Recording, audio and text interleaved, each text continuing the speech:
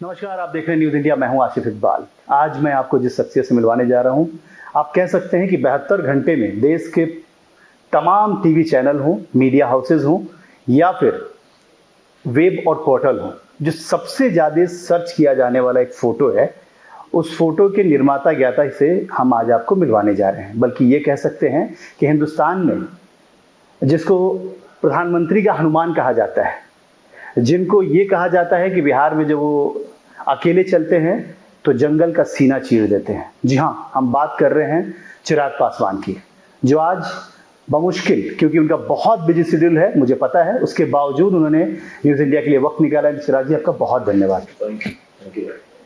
चिराग जी, मैंने जो बात कही वो बिल्कुल वाजिब है, क्योंकि आप भी बहुत एक्टिव रहते हैं सोशल मीडिया पे, आपको भी पता है। एक फोटो ने जैसे लगता है कि पूरे हिंदुस्तान की राजनीति की एक दशा और दिशा ही अलग तरीके से मूव कर दी है।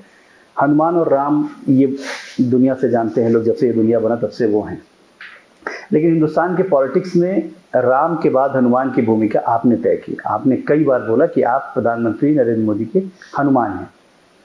एक तस्वीर अभी हाल की मीटिंग में आई, जो एनडीए की मीटिंग थी, उस दिन इसमें कहने के लिए कुछ ज़्यादा है नहीं। मुझे लगता है तस्वीरें खुद सब बयां करती हैं। कहना बस इस पे इतना मैं चाहूँगा कि इन 2-2.5 सालों में मैंने कई बार इस परिप्रेक्ष्य में तंज बहुत सुने, और मुझे कई बार कहा गया कि भाई बड़ा अपने आप को तुम हनुमान कहते थे, क्या हुआ, क्या मिल गया, क्या कर लिया। मेरे पिता के निधन के बाद जिस तरीके से कुछ पारिवारिक परिस्थितियां उत्पन्न हुई, राजनीतिक परिस्थितियां उत्पन्न हुई, 2020 का चुनाव हम लोगों ने अकेले लड़ा, उस दौरान भी कई इस तरीके के ताने मुझे दिए जाते थे कि भाजपा ने ऐसा किया, उन्होंने ये किया, वो किया। उस वक्त भी मैंने हमेशा निरंतरता में 2 सालों में इस बात को मैंने कायम रखा कि वो मेरे व्यक्तिगत संबंध हैं मेरे प्रधानमंत्री से, और जिनको शायद मैं कभी शब्दों में या कभी किसी के सामने मैं नहीं दिखा पाऊंगा। और मेरे प्रधानमंत्री मेरे साथ मेरे जीवन के सबसे कठिन दौर में उस वक्त खड़े रहे जब मेरे पिता अस्पताल में थे। एक परिवार के सदस्य की तरह दिन में 2-2 बार डायरेक्टली मुझे मेरे मोबाइल पे कॉल करना, पिता का ना सिर्फ हालचाल जानना बल्कि डॉक्टर्स क्या सजेस्ट कर रहे हैं इस बात की जानकारी वो मुझसे साझा करते थे। तो वो संबंध इतने खूबसूरत रहे हैं और इतने व्यक्तिगत वो रहे हैं, जिसको राजनीतिक परिप्रेक्ष्य में शायद किसी के लिए भी समझना कभी संभव था ही नहीं। और मैंने हमेशा उन रिश्तों की दुहाई दी, और इसलिए मैंने कभी प्रधानमंत्री के खिलाफ कुछ नहीं कहा। कितनी बार मुझे प्रवोक किया गया कि भाई ऐसा कर दिया, वैसा कर दिया, अभी भी आप अपने आप को भक्त बोलते हैं, वो बोलते हैं। मैं कैसे भूल जाऊं कि मेरे प्रधानमंत्री ने उस वक्त मेरे लिए क्या कुछ किया था। और क्योंकि जस्ट बिकॉज एक नई राजनीतिक परिस्थितियां उत्पन्न हो गई हैं तो मैं उन तमाम बातों को भूलकर मैं प्रधानमंत्री का विरोध करने लग जाऊं, ये मेरे संस्कारों में नहीं, और ये मेरे लिए संभव भी नहीं था।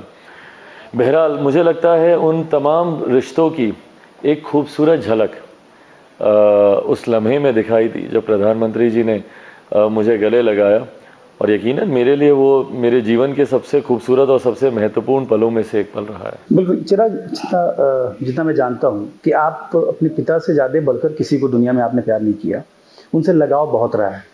उनके साथ जिसने अच्छा किया, आप 2.5 साल तक आपने इंतज़ार किया, और नीतीश कुमार से आपका मन खट्टा होना, या ये कह लें कि नीतीश कुमार से आप दूरी आपने जो बनाई, या नीतीश कुमार के खिलाफ आपने बगावती तेवर अपनाए, क्या, जहाँ तक अपनी जानकारी है मैं उसको दुरुस्त करना चाहता हूँ, क्या वो आपके पिताजी के साथ उनका व्यवहार ऐसा था, इसलिए वही वजह रही है जो आप नीतीश कुमार के साथ? बिल्कुल आपने सही कहा कि जिन्होंने मेरे पिताजी के साथ काम किया या अच्छा रहे, उनके साथ मैंने वही संबंध निभाए। और आज भी कई मेरे पिताजी के साथी, सहयोगी, पुराने जानकार हैं जिनके साथ वही संबंध मैं निभाने का मैं भरपूर प्रयास करता हूँ।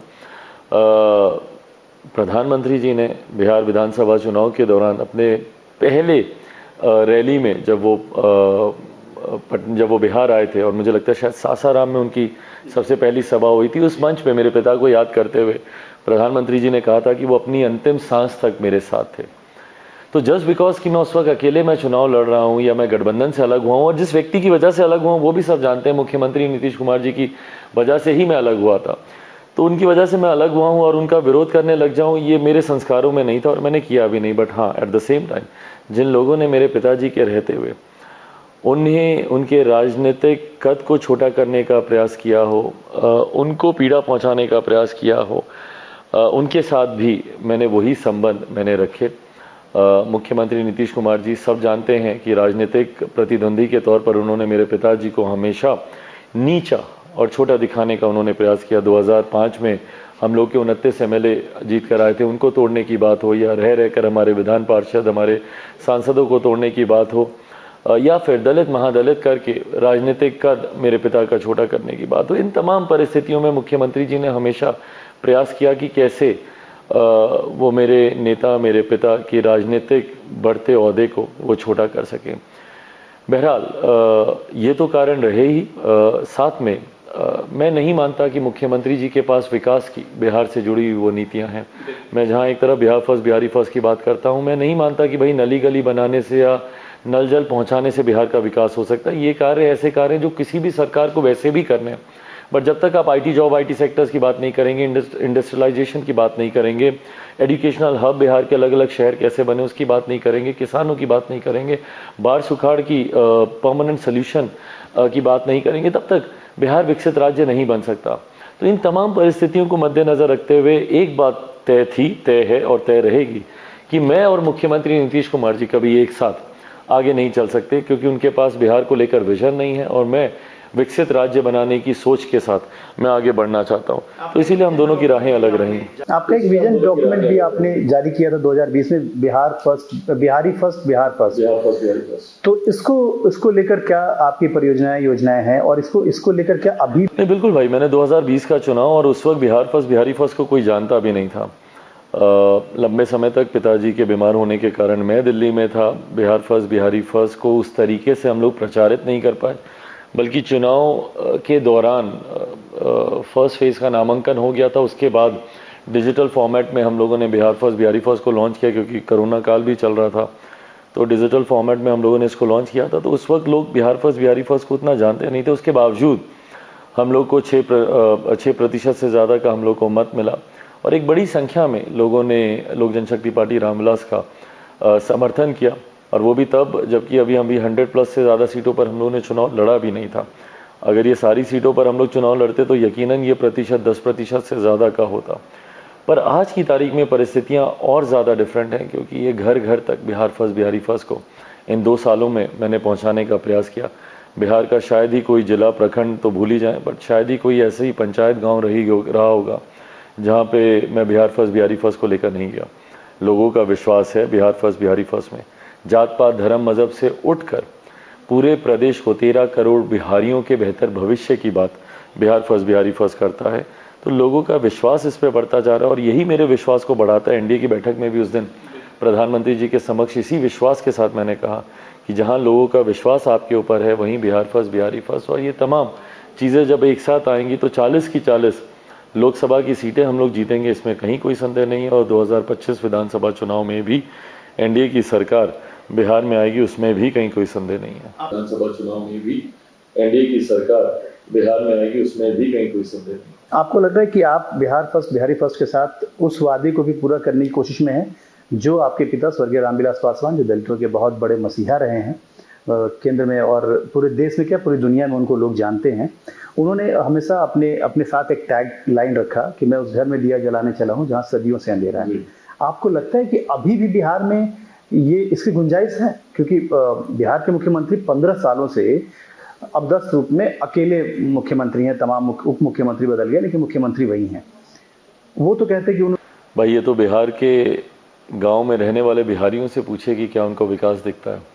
इनकी अपनी सरकारी योजनाएं, गवर्नमेंट एजेंडा, इन्होंने नली गली और नल जल इन सबको सरकारी एजेंडे का हिस्सा, जिसके मैं खिलाफ हूँ। भाई सरकारी एजेंडा बड़ा होना चाहिए आपका, आप नली गली बनाना सरकारी एजेंडे का हिस्सा नहीं रख सकते। बट बहरहाल आप उन योजनाओं को भी देखिएगा, नली गली बनाने के नाम पे बिहार की सड़कों को खोद कर रखा हुआ है, आवाजाही वहाँ से करना मुश्किल है। नल जल के नाम पर कहीं पे टंकियाँ फटी पड़ी हैं, पाइपें फटी पड़ी हैं। तो जिस तरीके से, और मैं मानता हूँ भैया 7 निश्चय बिहार में भ्रष्टाचार की सबसे बड़ी योजना है, सबसे ज़्यादा बिहार के इतिहास में अगर किसी योजना में सबसे बड़ी योजना, सबसे ज़्यादा बिहार के इतिहास। और मैं दावे के साथ कहता हूं भाई, जब हम लोग की सरकार आएगी इस पे हम लोग जांच भी बैठाएंगे। बिहार में अगर बिहार के इतिहास में अगर सबसे ज़्यादा भ्रष्टाचार किसी योजना में हुआ है तो वो बिहार की 7 निश्चय मुख्यमंत्री जी की महत्वाकांक्षी परियोजना 7 निश्चय में ही हुआ है। बहरहाल आज की तारीख में जिस तरीके से 7 निश्चय के नाम पर भ्रष्टाचार को चरम सीमा पर पहुंचाया गया है, वहीं विकास एकदम नदारत है वहाँ से। तो जब मुख्यमंत्री दावे करते हैं, और मुख्यमंत्री को दावे करने चाहिए और दावे के साथ वो सड़क पर दिखना भी चाहिए, क्योंकि 18 साल से भाई यही मुख्यमंत्री हैं। 2005 से निरंतरता में बीच में अगर 1-1.5 साल मांझी जी का अगर छोड़ दें तो यही मुख्यमंत्री रहे, और उप मुख्यमंत्री ज़रूर बदलते रहे पर मुख्यमंत्री की कुर्सी एकदम स्थिर रही है और यही रहे। उसके बावजूद अगर आज भी बिहार में इससे पलायन होता है, बिहार के युवाओं को दूसरे प्रदेश शिक्षा रोजगार के लिए जाना पड़ता है, स्वास्थ्य सेवाओं के लिए, मेरे खुद के मुख्यमंत्री क्यों दिल्ली आते हैं भैया मोतियाबिंद का ऑपरेशन कराने? क्यों आज भी मेरे बच्चों को कोटा जाना पड़ता है पढ़ाई के लिए? क्यों आज भी दिल्ली, बेंगलुरु, गुरुग्राम, नोएडा, मुंबई क्यों जा रहे हैं युवा? 2005 में क्या कहा था मेरे मुख्यमंत्री ने कि मेरा सपना है कि पलायन किए हुए जितने लोग हैं उन सबको मैं वापस अपने प्रदेश लेकर आऊँ। इन 18 सालों में जो मुख्यमंत्री खुद अपने सपने को पूरा नहीं कर पाए, तो वो बिहारियों के सपने को क्या पूरा करेंगे? सवाल तो खड़ा होता ही है। अपने सपने को पूरा नहीं कर पाए तो वो बिहारियों के सपने को क्या पूरा करेंगे? सवाल तो खड़ा होता ही है। लेकिन अब जो अगर हम बात करें, जो आपकी बैठक हुई है वो देश के चुनाव को लेकर है। पहली बात तो ये बोलने में ही कितना अटपटा लगता है। मैं इस नाम से मैं बिल्कुल सहमत नहीं हूँ। इंडिया मेरे देश का नाम है, मेरा स्वाभिमान है, मेरा अभिमान है, मेरा गुरूर है भाई ये नाम। आप इसको अपने राजनीतिक लाभ के लिए नहीं इस्तेमाल कर सकते, ये सरासर गलत है। आप एक गठबंधन का नाम, भाई कल को आपके चैनल पे जब सर्वेज आएंगे, ओपिनियन पोल्स आएंगे, एग्जिट पोल्स आएंगे, और जो कि स्वाभाविक है कि ये गठबंधन हारेगा, पिछड़ेगा, तो आप क्या बोलेंगे एंकरिंग करते वक्त? मतलब आप ये भी मतलब अभी से ही आप कह रहे हैं कि हारेगा? हाँ बिल्कुल हारेगा भाई, उसमें कोई संदेह ही नहीं है ना। आप देखिए पटना में बैठक होती है, दिल्ली के मुख्यमंत्री नाराज हो जाते हैं, बेंगलुरु में बैठक होती है, बिहार के मुख्यमंत्री नाराज हो जाते हैं। उन्होंने बताया कि वो नाराज हैं। भाई अब कवर अप करने के लिए वो कुछ भी बोले, बट जो व्यक्ति इस पूरे मंच को सजा रहा है और वो बिना मीडिया इंटरेक्शन किए हुए वहां से आ जाते हैं, क्यों? दुहाई और कारण क्या दिया गया? राजगीर आना था उनको बहुत नहीं, और इसके लिए फ्लाइट लेट हो रही थी जी।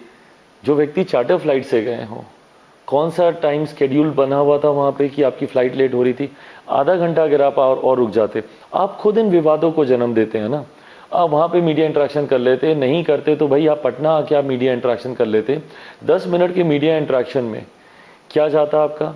बट ये तमाम बातें ही तो जन्म देती हैं। अगर ये र्यूमर्स भी हैं तो क्यों आप इन र्यूमर्स को आप जन्म दे रहे हैं, जबकि उस मंच को आप सजाना चाह रहे हैं? हैविंग सेड दैट, ये भी तो किसी से नहीं छुपा कि आपको वो अहमियत वहां पे नहीं मिली जिसकी अपेक्षा में आप गए थे।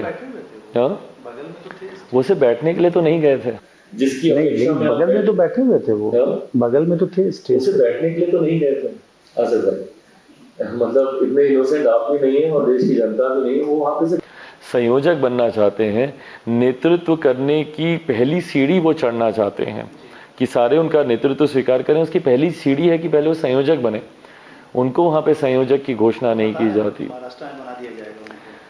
बिहार से यही वादा करके उनको बेंगलुरु बुलाया गया था। अब यही वादा करके अगर अगली बैठक में उनको बुलाया जाता है, बट बहरहाल देखिए टीस तो है उनके मन में। 2013 में वो क्यों अलग हुए गठबंधन से? बट बहरहाल देखिए टीस तो है उनके मन में। 2013 में वो क्यों अलग? आप बेहतर समझ सकते हैं, क्योंकि नीतीश कुमार को आज कहा जाता है कि बिहार में अगर सबसे अच्छा कोई समझ सकता है तो वो चिराग पासवान। आई एग्री, मैं इस बात से सहमत हूँ। और ये टीस है उनके मन में। 2013 में वो गठबंधन से क्यों अलग हुए? क्योंकि उनको इस बात की टीस थी कि भाई 3 बार के मुख्यमंत्री नरेंद्र मोदी जी भी हैं, तो 3 बार का तो मैं भी हूँ। वो अगर प्रधानमंत्री बन सकते हैं तो मैं क्यों नहीं बन सकता? और उसी लालसा में वो ये तमाम मेहनत कर रहे हैं। जिस मुख्यमंत्री के पास इतनी फुर्सत नहीं है कि बिहार में हुई अनंत हत्याओं में से किसी एक परिवार से जाकर, पीड़ित परिवार से जाकर वो मिलने, वो मुख्यमंत्री प्रदेश प्रदेश जा रहे हैं, विपक्षी दल के हर दरवाजे पर जाके वो खड़े हो रहे हैं और सबके पास अर्जी लगा रहे हैं कि भाई हमको प्रधानमंत्री का आप दावेदार बना दीजिए। खड़े हो रहे हैं और सबके पास अर्जी लगा रहे हैं कि भाई हमको प्रधानमंत्री का आप दावेदार बना दीजिए। नहीं, वो इकट्ठा कर रहे हैं, एकजुट करना चाहते। आसिफ भाई, या तो आप बहुत इनोसेंट हैं या आप मुझे मूर्ख समझ रहे हैं या आप देश की जनता को मूर्ख समझ रहे हैं। बहरहाल आपकी मुस्कुराहट भी ये बता रही है कि हकीकत क्या है उनके दरवाजे जाने के पीछे। बट बहरहाल मुझे इससे फर्क भी नहीं पड़ता। वो उनकी मेहनत है, वो उनकी सोच है और वो उनकी चिंता है, वो मेरी चिंता नहीं है। वो उनकी मेहनत है, वो उनकी सोच है और वो उनकी चिंता है, वो मेरी चिंता नहीं है। नहीं, लेकिन आपको मैं फिक्रमंद बिहार और बिहारियों को लेकर हूं और अफसोस इस बात का है कि आज की तारीख में बिहार और बिहारियों के भविष्य को निर्धारित करने वाली कुर्सी पर ये जमकर बैठे हैं। इसीलिए मैं शुभकामनाएं दूंगा कि भाई आप जाएं, आप देश के प्रधानमंत्री के दावेदार बनना चाहें, आप राष्ट्रपति बनना चाहें, आप यूएनओ के जनरल सेक्रेटरी बनना चाहें, आपको जो बनना आप जाके बनिए, मेरी शुभकामनाएं। बस मेरे बिहार को आप बख्श दें। बिहार से आप जितनी जल्दी दूर होंगे, बिहार का उतनी जल्दी भला होना शुरू होगा। No, don't tell me that you don't know this. ये हर बिहारी जानता है आसिफ भाई, और आप भी बिहार से, आप भी जानते हैं। इन 18 सालों में मुझे 5 उपलब्धियां बता दीजिए ना, मुख्यमंत्री की इन 18 सालों में 5 उपलब्धियां बता दीजिए। और मैं तो मुख्यमंत्री से भी जानना चाहूंगा, भाई समाधान यात्रा पर निकले थे, जिन मुख्यमंत्री के पास लाठी चलाने के अलावा किसी समस्या का और कोई समाधान इनको नहीं सूझता हो, ऐसा नेतृत्व करता क्या देश को चाहिए। आज की तारीख में शिक्षक सड़क पर उतरते हैं तो मुख्यमंत्री लाठी चलाते हैं, छात्रों पे चलाते हैं, अभ्यर्थियों पे चलाते हैं, किसान सलाहकारों पे चलाते हैं, पासी समाज के लोग। भाई वो ताड़ी बेचने की पाबंदी पर वो विरोध कर रहे हैं, ताड़ी को आप शराबबंदी की धाराओं में ले आएंगे। आप इंजीनियर हैं, आप पढ़े लिखे हैं मुख्यमंत्री जी, आप एक प्राकृतिक पदार्थ को आप शराब की श्रेणी में आप कैसे ला सकते हैं, और उसी श्रेणी की धाराओं में आप उनको बांधते हैं। तो जब वो लोग सड़क पे उतरते हैं, उन पे आप लाठी चलाते हैं। तो हर समस्या का समाधान जिनके पास लाठी हो। आप देश का नेतृत्व करना चाहते हैं। 2013 में जब मौजूदा प्रधानमंत्री आए थे, वो गुजरात मॉडल लेके आए थे।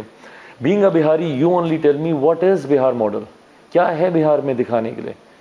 क्या हम देश को ये दिखाएंगे कि बिहार में रोज इतनी हत्याएं हो रही हैं तो देश भर में हम इतनी करवाएंगे, या बिहार में मात्र इतने का भ्रष्टाचार हो रहा है, देश में हम इतने का हम भ्रष्टाचार कराएंगे। क्या बिहार मॉडल आप दिखाएंगे।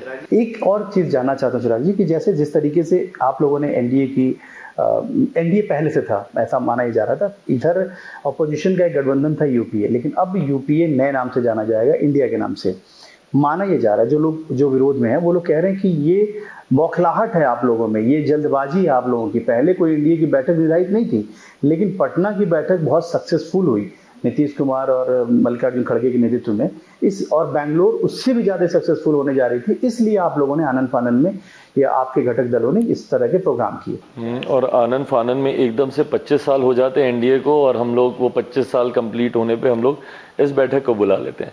कैसी बातें करते हैं विपक्ष के लोग, कभी कभी समझ के परे आता है। और इसीलिए मैं बोलता हूँ ये एक ऐसा भानुमति का कुनबा है जो बनता बाद में बिखरने पहले लग जाता है, इन लोग की इसी सोच की वजह से। भाई 25 साल पूरे हो रहे थे और ये चर्चा लंबे समय से चल रही थी कि 25 साल एनडीए के पूरे होने पर एक बड़ा आयोजन एनडीए को लेकर किया जाएगा। और वैसे भी चुनावी वर्ष है, और चुनाव से पहले आपने 2019 में भी देखा था कि चुनाव से पहले, और अगर मुझे ठीक से याद है तो शायद अशोका में ही वो बैठक भी की गई थी जहाँ पे तमाम एनडीए के सहयोगी एक साथ एकजुट आए थे। और यूपीए से या महागठबंधन से बेहतर, या विपक्षी, अब तो इन्होंने इंडिया नाम दे दिया, इन लोगों से बेहतर कौन जानता है कि भाई चुनाव से पहले ये तमाम घटकों के साथ बैठकर इस तरीके की बैठकें की जाती हैं। और इसी क्रम में इसको वैसे भी होना था, बट क्योंकि एनडीए के 25 साल पूरे हो रहे थे तो यकीनन इस बैठक को और भव्य रूप से इस बार किया गया। एनडीए के 25 साल पूरे हो रहे थे, बिल्कुल, यकीनन इस बैठक को और भव्य रूप से इस बार। आज के दौर में अलायंस के साथ चुनाव लड़ना, गठबंधन के साथ चुनाव लड़ना कितना जरूरी समझते हैं आप। आज वो पॉलिटिक्स दिन ब दिन बदल रही है, एक पार्टी अस्तित्व में हो, मजबूत हो, एक पार्टी की सरकार हो, ऐसा अब नजर नहीं आ रहा, क्योंकि अब दोनों ही बड़ी पार्टियां बीजेपी और कांग्रेस ये मान चुकी हैं कि गठबंधन के अलावे और कोई विकल्प नहीं। क्या ये आगे भविष्य की राजनीति के लिए नहीं? देखिए, गठबंधन की राजनीति यकीनन एक राजनीतिक और लोकतंत्र का एक खूबसूरत दृश्य तो दिखाती है, जहाँ पे अलग अलग राजनीतिक दल एक साथ एक मंच पर आते हैं देश हित और लोक कल्याण की नीतियों को लेकर। बट बहरहाल मौजूदा परिस्थिति में ऐसा नहीं कहा जा सकता, क्योंकि पिछली 2 बार से पूर्ण बहुमत की सरकार है, और उसके बावजूद भारतीय जनता पार्टी एनडीए के तमाम सहयोगियों को साथ लेकर चलने की सोच रखती है। ये भी एक लोकतंत्र की ही खूबसूरती है। और गठबंधन की राजनीति हम लोग का एक लंबा दौर हम लोगों ने देखा 2014 तक। 14 के बाद मैं नहीं बोलूँगा कि 14 से पूर्ण बहुमत की सरकार बन रही है। भारतीय जनता पार्टी को 14 में भी और 19 में उससे ज़्यादा जनादेश मिला, तो दोनों बार पूर्ण बहुमत की सरकार भाजपा की रही। पर एक दौर हम लोगों ने देखा, और ये मुझे लगता है अगर मेरी सोच और मेरी याददाश्त सही है तो एनडीए की तरफ से ही गठबंधन की शुरुआत की गई थी और एनडीए की सरकार बनाई गई थी। कांग्रेस ने भी कई गठबंधनों के दौर देखे और हम लोगों ने तो भाई यूनाइटेड फ्रंट की सरकारों का वो दौर भी देखा जहां कांग्रेस ने समर्थन तो किया बट तुरंत समर्थन खींचे और साल दर साल देश को चुनाव में जाना पड़ा। देवे गौड़ा जी की सरकार हो या आई के गुजराल साहब की सरकार हो, तो वो दौर भी हम लोगों ने देखा। तो मुझे लगता है कि गठबंधन लोकतंत्र की एक खूबसूरत पहलू है और इसको ऐसे ही मजबूती मिलती रहनी चाहिए। एक फोटो की चर्चा और थी उस एनडीए बैठक में, आपकी और चाचा की, जो मैंने देखा है, समझा है, जाना है, जितने सालों से देख रहा हूँ आपको, आपके संस्कार हमेशा रहे हैं कभी भी, क्योंकि आप लालू जी के साथ भी आप जब मिलते हैं तो उसी जेस्चर के साथ मिलते हैं। लेकिन चाचा के साथ, क्योंकि चाचा ने, लालू जी ने आज तक, मुझे जहां तक याद है, वो आप भी बता सकते हैं कि लालू जी ने आपके बारे में भी कभी कोई व्यक्तिगत टिप्पणी नहीं की है। लेकिन पशुपति पारस जी लगातार इस तरह की टिप्पणी करते नजर आए, लगातार हार्म पहुंचाया। देखिए, दूर का आदमी क्या करता है वो बात अलग होती है, लेकिन आपके साथ रहने वाला, आपके पास रहने वाला अगर कोई घात करता है तो उसका दर्द बहुत होता है। और मैंने आपको देखा है उस ट्रॉमा में आपको। उस दिन एनडीए की बैठक में जो हुआ, जो फोटो नजर आए, उसके क्या है, उसके अगर हम मायने समझना चाहें तो। भाई फिर मैं वही बोलूँगा कि कुछ तस्वीरों को बस उन लम्हों तक ही छोड़ देना चाहिए। उन तस्वीरों की खूबसूरती बस उस लम्हों तक है, ना उससे आगे ना उससे पीछे। और अगर इनके राजनीतिक मायने निकाले जाएं तो वो तस्वीर और वो लम्हा बहुत छोटा हो जाता है। चाचा जी मेरे सामने थे और मेरे संस्कारों में मुझे बचपन से सिखाया गया है, जब मुझे बोलना चलना नहीं भी आता था तब भी पापा मम्मी यही सिखाते थे, अरे चाचा हैं जाके पहुँचो, चाचा हैं जाके आशीर्वाद लो। तो उस वक्त जब सार्वजनिक मंच पर वो सामने मौजूद थे तो भाई वो उम्र में, रुतबे में, रिश्ते में हर लिहाज से मुझसे बड़े हैं। पिता के जाने के बाद उन्हीं में मैंने पिता की छवि देखी। और भले वो आज बोले कि चिराग कौन है, मैं नहीं जानता कौन है चिराग पासवान, या मेरे और उसके खून में फ़र्क है, भले वो ये सारी बातें करें, बट हैं तो मेरे चाचा ही। और मेरे संस्कार में मुझे सिखाया गया है कि उनका मैं हमेशा आशीर्वाद लूँ। उस दिन जब उस मंच पे वो दिखे तो अपने संस्कारों का परिचय देते हुए गया मैं, उनके मैंने पहुँच हुए। उन्होंने भी ज़रूर मेरे हाथ पकड़े, मुझे गले लगाया और बस दैट्स इट। बस वो लम्हा वहीं तक का था। हाथ पकड़े, मुझे गले लगाया और बस दैट्स इट। बस वो लम्हा वहीं तक था। तो वहीं तक था। उसके बाद कोई बात या कुछ, क्योंकि हाजीपुर उससे कनेक्ट करता हुआ चीज़ है। मैं दूसरा सवाल ये था कि हाजीपुर को लेकर जिस तरह के वो दावे प्रतिदावे वो पेश कर रहे हैं, और जो आपने भी कहा, क्योंकि आप लगातार इस वक्त हाजीपुर में, और हाजीपुर की जनता के साथ जो आपकी कनेक्टिविटी हमने देखी है, कई सारे वीडियो सोशल मीडिया पे वायरल हैं, कि वो कनेक्टिविटी वैसे ही दिखती है जैसे वो रामविलास पासवान जी के साथ थी। तो हाजीपुर आप लड़ेंगे या हाजीपुर आपकी पार्टी? नहीं, बिल्कुल। देखिए उनका दावा अपनी जगह पे है। मौजूदा वर्तमान में वो सांसद हैं हाजीपुर से, यकीनन उस नाते वो दावा कर रहे हैं। मेरे अपने कारण हैं। मेरे नेता मेरे पिता की कर्मभूमि रही, उन्होंने हाजीपुर को अपनी माँ का दर्जा दिया। उनके जाने के बाद एक पुत्र होने के नाते मेरा उत्तरदायित्व तो बनता है कि अपने पिता के तमाम अधूरे कार्यों को मैं पूरा करूं। उस सोच के साथ मैं चाहता हूं कि वहां से लोक जनशक्ति पार्टी रामविलास चुनाव लड़े। ये गठबंधन के भीतर की बातचीत है। जब वो कभी कभी इन बातों को सार्वजनिक मंच पे करते हैं तो मुझे थोड़ा अटपटा भी लगता है कि ये बातें आप गठबंधन के भीतर कीजिए जैसे मैं कर रहा हूँ। और इतना ज़रूर तय है कि लोक जनशक्ति पार्टी रामविलास ही हाजीपुर लोकसभा का चुनाव लड़ेगी। लोक जनशक्ति पार्टी रामविलास ही हाजीपुर से चुनाव लड़ेगी। आप ये कहा यह जा रहा था जब आप बीजेपी से और बातचीत आपकी हो रही थी, तो आपने पटना में या जितने भी, क्योंकि आप 2 साल तक फील्ड में रहे, जो सबसे बड़ी बात थी, क्योंकि आप भी ये समझ रहे हैं, विरोधी भी ये सवाल कर रहे हैं कि आखिर अचानक चिराग में ऐसा क्या दिखने लगा इस बीजेपी को, जब बीजेपी 2 साल तक, क्योंकि ये देखिए आप भी समझ सकते हैं कि गंगा में बहुत पानी बहेंगे, लेकिन जो दर्द रहा, जो सामने से जो चीज़ें आपने झेली हैं, उसको तो कभी भूल नहीं सकते। मतलब जो परसेप्शन, जो फोटोज, जो वीडियोज तमाम लोग आगे सामने आए, कि लोग आज भी कहते हैं कि चिराग ने उस वक्त बहुत स्ट्रगल किया। तो भाई हम लोग राजनीतिक रिश्ते में हैं, इसमें कोई उन्होंने मुझे गोद थोड़ी ले रखा है कि भाई वो मेरा हर कदम पे मेरा ध्यान रखेंगे। और उस वक्त भी मैंने इस बात को कहा था कि मेरी शिकायत किसी दूसरे तीसरे से हो ही नहीं सकती। मेरे अपनों ने मुझे धोखा दिया तो मैं कैसे किसी दूसरे से उम्मीद रखूँ, अपेक्षा रखूँ, जब मेरे अपनों ने ही मेरा साथ नहीं दिया। जिनको सही में मेरा ध्यान रखने की जिम्मेदारी थी, भाई मेरे पिता के जाने के बाद तो मेरे चाचा ही घर में सबसे बड़े थे ना, और उन्हीं को ही सब संभालना था। जैसे पापा सबको साथ लेकर आगे चलते रहे, परिवार कैसे साथ आगे चले, पार्टी कैसे एक साथ आगे चले, ये जिम्मेदारी उन्हीं के ऊपर थी। तो जब उन्होंने ही इस चीज़ को नहीं निभाया, तो मैं किसी दूसरे तीसरे से मैं कैसे अपेक्षा रखूं कि वो आए। अगर मेरे अपने मेरे साथ खड़े रहते तो भाई दुनिया की कोई ताकत नहीं थी जो मेरे परिवार या मेरी पार्टी को तोड़ सकती। बट जब अपनों ने ही धोखा दिया तो दूसरे से उम्मीद रखना ही गलत है। नवादा सीट को भी लेकर, वैशाली सीट को भी लेकर, समस्तीपुर सीट को भी लेकर, क्योंकि आपने कहा था कि जब बीजेपी से मैं तभी बात करूंगा या गठबंधन में। भाई मैं गठबंधन धर्म की मर्यादा को तोड़ूंगा अगर मैं बंद कमरे के भीतर गठबंधन के भीतर हुई बातचीत को मैं सार्वजनिक करूं। वो भी किया जाएगा उचित समय आने पर, वो भी किया जाएगा। बट इतना मैं ज़रूर बोलूँगा कि मेरे जितने कंसर्न्स थे, जितनी हमारी चिंताएं थी, उन सबको सम्मान दिया गया और बातचीत बहुत एमिकेबली, बहुत सकारात्मक तरीके से हुई। बहुत एमिकेबली, बहुत सकारात्मक तरीके से। आपको मंत्री पद की लालसा नहीं है, आपने हमेशा बोला कि मुझे उसकी ज़रूरत नहीं, मुझे अपनी पार्टी को और मजबूत करना है, मुझे लोकसभा चुनाव की तैयारी करनी है। भाई मंत्री बनना होता आपके सामने 2020 में बहुत सिंपल था। मुख्यमंत्री जी की गलत नीतियों के सामने जाके बस मुझे नतमस्तक होना था, हो जाता। तो बिहार में मेरे अभी 3-4 मंत्री होते, मैं खुद केंद्र सरकार में मंत्री होता। पर लक्ष्य मंत्री बनना नहीं है ना भाई, ये सब तो बहुत छोटी चीज़ें हैं।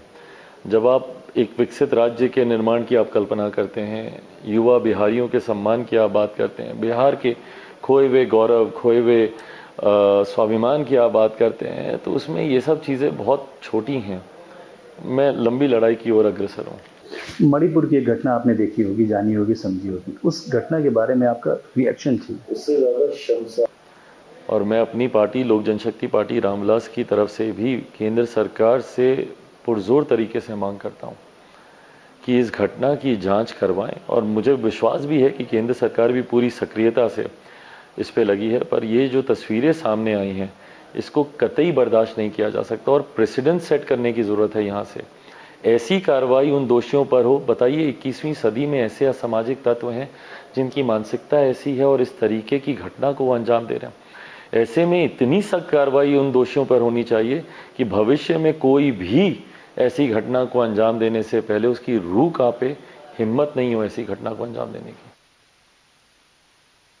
बिल्कुल, आपका वक्त बहुत कीमती है। 1-2 सवाल और, सिर्फ ये मैं ये जानना चाहता हूँ, ये पूरा देश जानना चाहता है, रामविलास पासवान के बेटे चिराग पासवान होना काफ़ी है या चिराग पासवान को ग्राउंड में जाकर मेहनत करना, दिन रात एक करना, और जहाँ तक अभी आपने बताया बातचीत के सिलसिले में कि अब आपने एसी भी बंद कर रखा है, घर के एसी से लेकर गाड़ी के एसी तक, ये मतलब अजीब ही है। और उस वक्त जिस तरह का मौसम और तमाम चीज़ें हैं।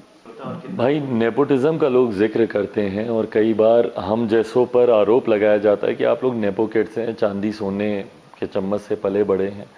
पर मैं मानता हूं कि एक बड़े व्यक्तित्व का सुपुत्र या सुपुत्री होना आपका सौभाग्य हो सकता है, आपकी काबिलियत नहीं। सौभाग्य से शायद आपको एक इजी एंट्री मिल जाए, पर वहाँ पे बने रहना, वहाँ पे स्थिर रहना और एक अपना मुकाम वहाँ पे बनाने के लिए आपके अंदर वो काबिलियत का होना ज़रूरी है। अगर ऐसा नहीं होता भाई, तो मुझे लगता है कि जितने पूर्व में राष्ट्रपति, प्रधानमंत्री सब रहे, उनके बच्चे आज की तारीख में कहीं ना कहीं किसी बड़े पद पर होते। बट कईयों के नाम को हम लोग जानते भी नहीं है कि वो लोग कहाँ हैं, कहाँ उनका परिवार है। तो ऐसे में मुझे लगता है eventually everything boils down to your potential, और वो पोटेंशियल आपका तभी दिखेगा जब आप जनता के बीच रहेंगे। तो चिराग पासवान, रामविलास पासवान जी का सुपुत्र होना ही सब कुछ नहीं है। अगर मैं जनता के बीच नहीं रहूँगा, जनता मुझे भूल जाएगी। आज अगर मुझे गठबंधन में ये सम्मान मिल रहा है, या आज भाई 2 साल पहले के मीडिया आंकलन सारे निकाल के देखिए, बड़े बड़े विशेषज्ञ, राजनीतिक, सबने चिराग पासवान को समाप्त कर दिया था। मेरी पॉलिटिकल ऑबिचुरी लिख दी गई थी कि चिराग पासवान समाप्त, ख़त्म, अब इसके बाद इनका कुछ नहीं हो सकता। पर ये कहीं ना कहीं वो मेहनत रही पिछले 2 सालों में जनता के बीच जाकर, और जनता का साथ रहा, जिन्होंने आज मुझे बाउंस बैक करके मुझे लगता है पहले से भी बेहतर स्थिति पर लोग लेकर आए। तो यकीनन वो जनता का साथ ज़्यादा ज़रूरी है। आंधियों पर भारी पड़ा हूँ, इसीलिए तमाम आंधी हवाएं इस चिराग को बुझा तो नहीं पाई, लाख प्रयासों के बाद भी। एक रैपिड फायर, बस सिर्फ मैं एक वर्ड में एक नाम ले रहा हूँ और आपको उसको प्रिस्क्राइब करना है एक वर्ड में। लालू प्रसाद यादव।